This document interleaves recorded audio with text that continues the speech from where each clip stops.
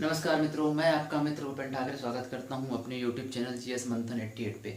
और आज मैं आप लोगों से सीटीईटी और साथ में एमपी टेट की जो आगामी एग्ज़ाम होने वाली है तो उसी के विषय में कल मैंने आपसे चर्चा किया था।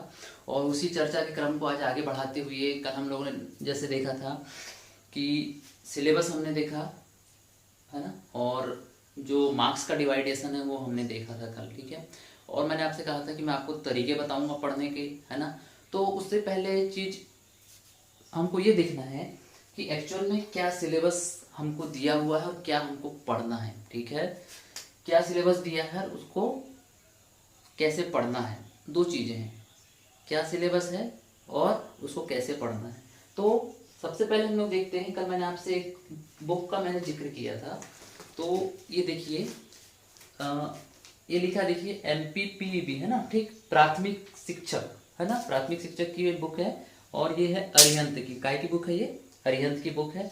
तो इसी को मैंने आपको लेने के लिए कहा था क्योंकि इसमें पूरा एक सिलेबस आपका दिया हुआ है, ठीक है। पूरा सिलेबस इसमें आपको दिया हुआ है, पूरा सिलेबस आपको मिल जाएगा इस बुक में। बात समझ में आ रही है ना। तो ये बुक क्यों ज़रूरी है, आपको पता चले कि आपका जो वर्ग 3 का जो सिलेबस है वो उसमें क्या क्या चीज़ें दी हुई हैं। तो एक साथ पूरा इसमें एक ही बुक में दे दिया है, ठीक है। ये कॉम्बो पैक है, एक ही इसमें सारी चीज़ें दे दी हैं, ठीक।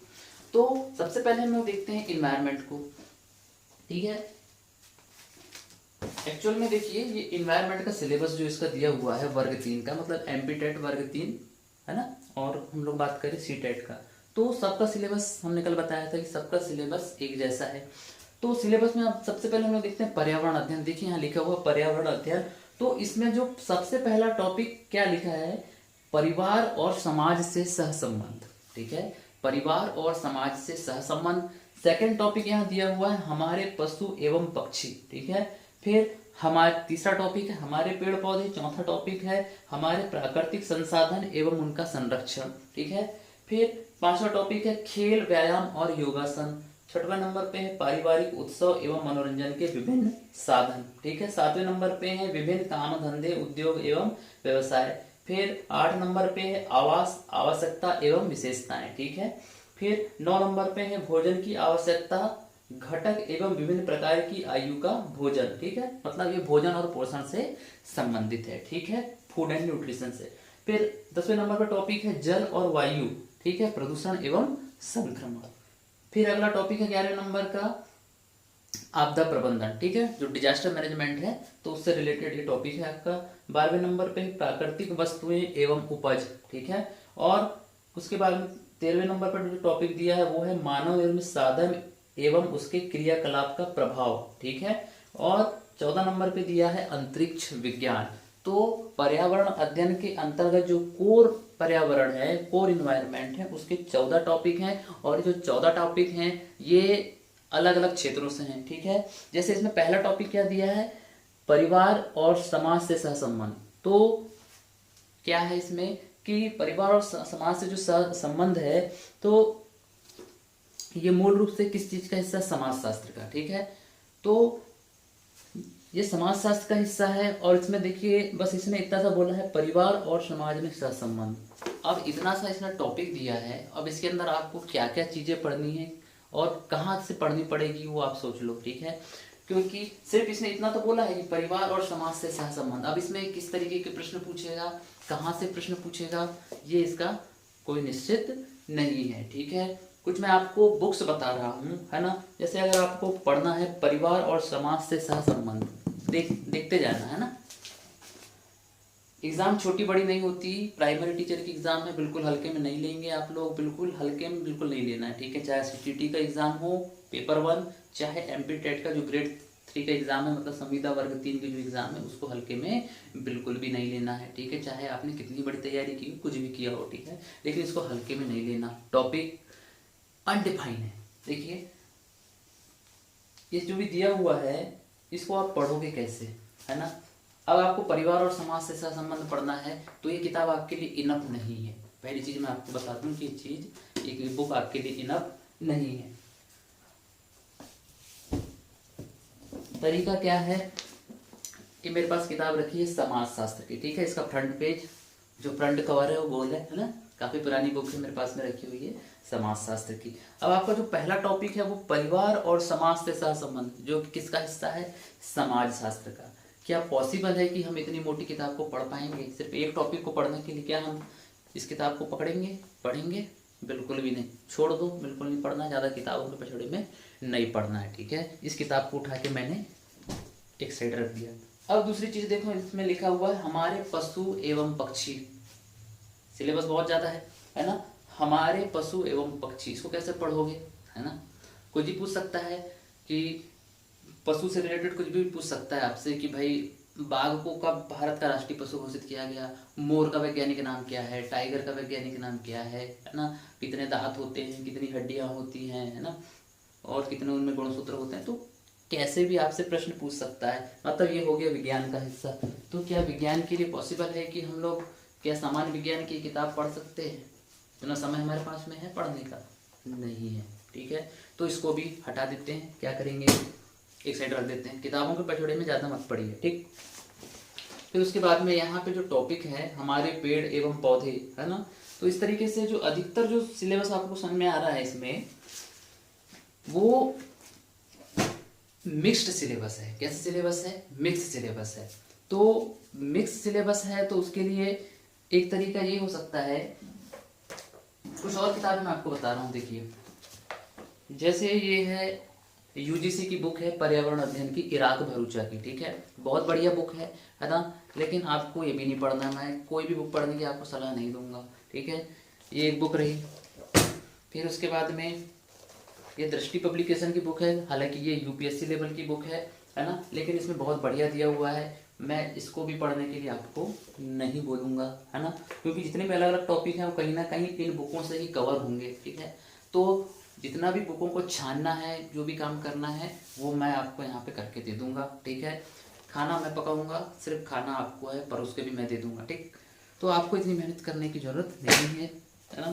फिर ये रही किताब पर्यावरण विज्ञान की, है ना, काफ़ी ये भी किताब मोटी है। ये प्रैक्टिस सेट के हिसाब से ठीक है कि मतलब जो भी टॉपिक आपको वहाँ पे दिए हुए हैं और जो टॉपिक यहाँ पे उसके मिल रहे हैं, तो उन टॉपिक के लिए आप क्या कर सकते हो कि उठा के आप यहाँ से उसको प्रैक्टिस मार सकते हो। तो इसमें काफ़ी प्रश्न दिए हुए हैं, देखिए इसमें से कौन कौन से टॉपिक आपके लिए महत्वपूर्ण हो सकते हैं कि पारिस्थितिकी तंत्र, है ना, वहाँ पे दिया हुआ है।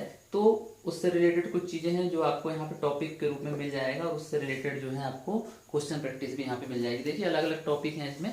तो वायु प्रदूषण, ध्वनि प्रदूषण, जल प्रदूषण, मृदा प्रदूषण, तो ये जो प्रदूषण वगैरह हैं तो वो आपके टॉपिक में दिया हुआ है।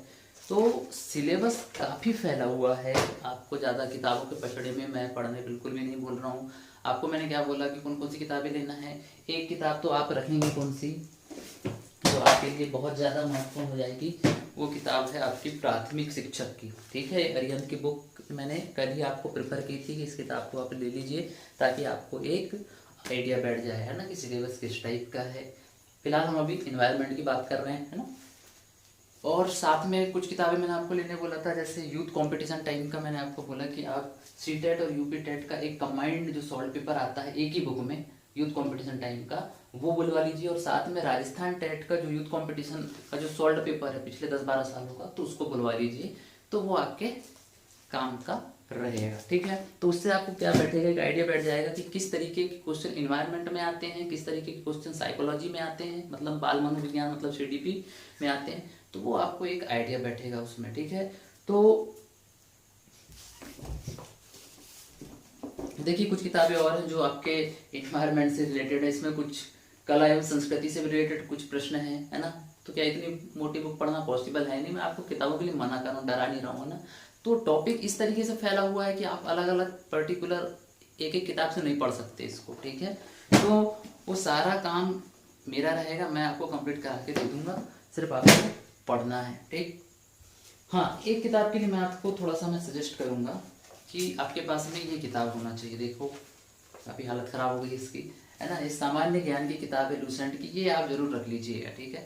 तो इसमें जो भी टॉपिक जो इन्वायरमेंट से रिलेटेड हैं वो आपको मिल जाएंगे। जैसे कि आपके इन्वायरमेंट में जो सिलेबस है और जो टॉपिक दिए हुए हैं, जैसे कि उसमें आपको दिया हुआ है अंतरिक्ष से रिलेटेड, है ना, अंतरिक्ष से रिलेटेड है। फिर भारत की मिट्टियाँ, भारत की फसलें, जो उस टॉपिक से इसमें आपको मिल जाएगा, वो चीज़ें मैं आपको बता रहा हूँ, ठीक है। तो एक चीज़ तो ये रही। फिर आप लोग मध्य प्रदेश से संबंधित एक कोई बुक रख लीजिएगा, या तो आप मुकेश माहेश्वरी की रख लीजिएगा, ठीक है। ये है मुकेश माहेश्वरी की नोट्स, या तो फिर आप ये बुक रही पुणेकर की, बारीक सी किताब है, या ये भी नहीं होगा तो ये महावीर की बुक है, आप इसको भी रख सकते हैं अपने साथ में, ठीक है।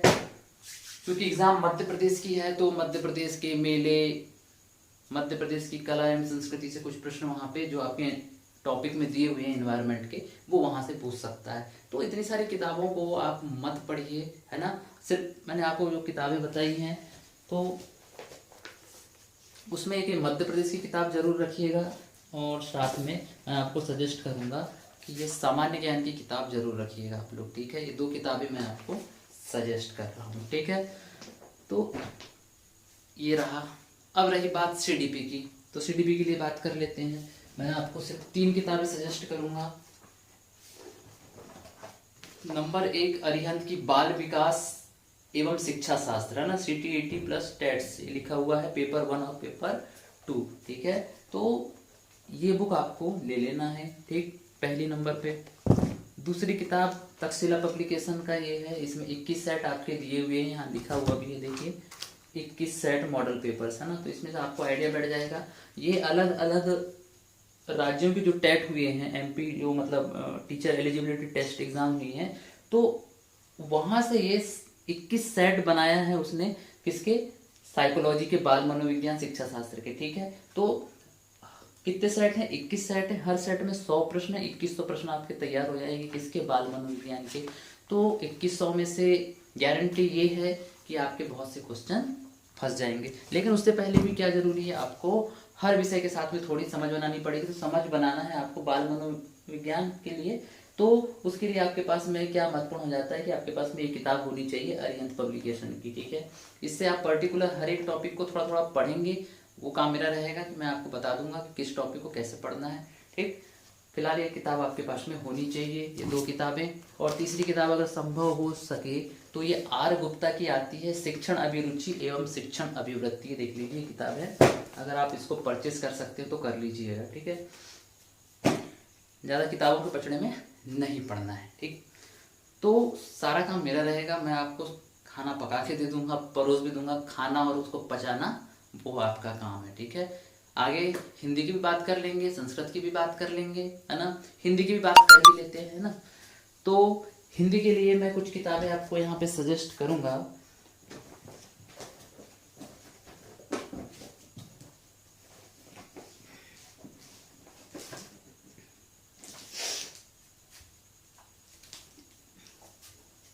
हाँ, हिंदी के लिए देखिए, अभी बुक यहाँ रखी नहीं है, लूसेंट इनफ है, ठीक है। हिंदी की जो लूसेंट आती है वो आपके लिए इनफ है, आप आसानी से उसको पढ़ सकते हो, और उसमें मल्टीपल चॉइस ऑफ क्वेश्चंस भी आप पीछे साइड पे मिल जाएंगे, ठीक है। तो इतना आपको पढ़ना है ना। हाँ, कुछ लोग बोल रहे हैं कि संस्कृत के लिए, हाँ संस्कृत के लिए आप कुछ मत करिएगा, उसके लिए भी आप लूसेंट रख लीजिएगा, ठीक है। तो वो सारा काम मेरा होगा कि चाहे इन्वायरमेंट की जिम्मेदारी मैं लेता हूँ, ठीक है, पढ़ाने की, कैसे पढ़ाना है, क्या करना है, सारा काम मेरा। ज़्यादा किताबों के पछड़े में नहीं पढ़ना है। मैंने आपको बोला कि आप जो है लूसेंट की एक सामान्य ज्ञान की किताब ले लीजिए, और जो मैंने आपको साइकोलॉजी की जो बुक बताई है वो आप परचेस कर लीजिए, और साथ में MP की कोई एक ऑथेंटिक बुक ले लीजिए, या तो मुकेश माहेश्वरी ले लीजिए या फिर पुणेकर ले लीजिए, ठीक है।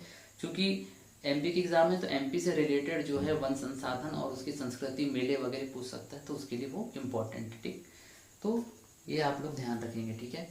अब रही बात लास्ट में मैथ्स की, तो मैथ्स के लिए भी, क्योंकि मैथ्स इतने हाई लेवल की नहीं पूछेगा, क्योंकि प्राइमरी टीचर की एग्जाम में तो 6वीं 7वीं 8वीं अधिकतम जा सकता है वो, उससे ऊपर क्यों मैथ्स नहीं पूछेगा। तो उसके लिए आप लोग क्या काम करिएगा कि कक्षा 5, कक्षा 6, कक्षा 7 और कक्षा 8 इन क्लास की आप मैथ्स की किताब उठा लेना, है ना। और उसमें जो एकदम सरल टाइप के जो प्रश्न है ना, जो LCM हो गया, HCF हो गया, है ना, और जो प्राकृतिक नंबर हो गए, है ना, नेचुरल नंबर, प्राइम नंबर, है ना, ऑड नंबर, इवन नंबर, आरोही क्रम, अवरोही क्रम, तो इनको हमको थोड़ा सा पढ़ना पड़ेगा, है ना, और एक बार थोड़ा सा आइडिया लेना पड़ेगा। ज़्यादा हाई लेवल के प्रश्न आपसे नहीं पूछेगा, कुछ थोड़े बहुत क्वेश्चन होंगे, थोड़े वो लॉजिकल होंगे, मतलब थोड़ा बहुत वो ब्लड रिलेशन वाले भी हो सकते हैं उसमें, मतलब वो रीजनिंग भी थोड़ी बहुत आपसे उसी मैथ्स में पूछ लेगा इंक्लूड करके, ठीक है।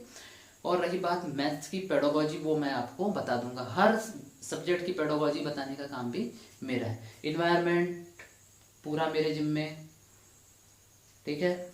उसके बाद में रही बात सीडीपी की, वो मेरे जिम्मे, हिंदी मेरे जिम्मे, संस्कृत मेरे जिम्मे, है ना। रही बात अंग्रेजी की, तो अंग्रेजी भी मैं अपने जिम्मे लेता हूँ, ठीक है।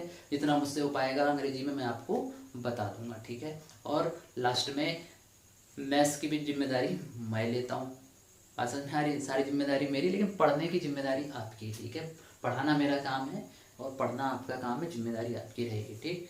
तो किताबों के पचड़े में नहीं पढ़ना है, बार बार कह रहा हूँ कि ज़्यादा किताबों के पचड़े में मत पढ़ो। जितनी भी चीज़ें मैंने बोला है वो आप रख लो। एमपी के लिए कोई भी किताब उठा लो, आपके पास में होनी चाहिए, लेकिन वो ऑथेंटिक होनी चाहिए, ठीक है। सामान्य विज्ञान अगर लूसेंट की हो तो और अच्छा है, सामान्य हिंदी लूसेंट की हो तो अच्छा है, ठीक। और जो कुछ किताबें मैंने आपको सीडीपी के लिए बताया वो, और एक एनवायरनमेंट के लिए अगर कोई संभव हो तो कोई एक प्रैक्टिस सेट लेना चाहो तो ले लेना, लेकिन मैं आपको प्रेफर नहीं करूँगा, क्योंकि मैं बहुत सारे एमसीक्यू मैंने आपको लास्ट में यहीं करा दूंगा, ठीक है, जिससे आपका काम चल जाएगा। मल्टीपल चॉइस ऑफ क्वेश्चंस मैं आपको यहीं पे करा दूंगा, 2,500 से 3,000, आप बोलोगे 5,000, तो मैं यहाँ पे करा दूंगा इन्वायरमेंट के, ठीक है। और उसी में से ही आएगा, उसके बाद कुछ भी नहीं जाएगा, ये मेरी गारंटी है ना। और उससे पहले एक चीज़ और मैं बोल रहा था कि जैसे आप एक किताब बुलवाएंगे, ठीक है, आर टेट और एमपी टेट और यूपी टेट की, है ना, तो उसके जितने भी क्वेश्चन हैं सॉल्व पेपर के, वो 10-12 साल के सारे सॉल्व पेपर को आपको बिल्कुल ऐसा चार्ट लेना है, याद कर लेना है कि आपके 120 प्लस नंबर कहीं नहीं जाएंगे, इसकी गारंटी मैं देता हूँ, ठीक है। सब चीज़ तो मैं पढ़ाऊंगा, लेकिन साथ में आपको क्वेश्चन प्रैक्टिस वहाँ की भी करना है, ठीक है। यूपी टेट, आर टेट और सी टेट, इन 3 टेट पे अगर आप अच्छे से फोकस कर लेते हो, उनके 10-12 साल के सॉल्व पेपर आप अच्छे से याद कर लेते हो, तो आपके 120 प्लस नंबर कहीं नहीं गए हैं, ये जिम्मेदारी मैं लेता हूँ। मैं बोल रहा हूँ गारंटी के साथ में 120 प्लस नंबर, लेकिन उसके लिए आपको ईमानदारी से पढ़ना जरूरी है, वरना लास्ट में आके मेरे को ये नहीं बोलना कि आपने क्या बोले थे, है ना।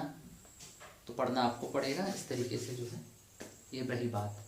अब कल से देखते हैं हम लोग कि इन्वायरमेंट को थोड़ा थोड़ा करके हम लोग स्टार्ट करेंगे पढ़ना, है ना।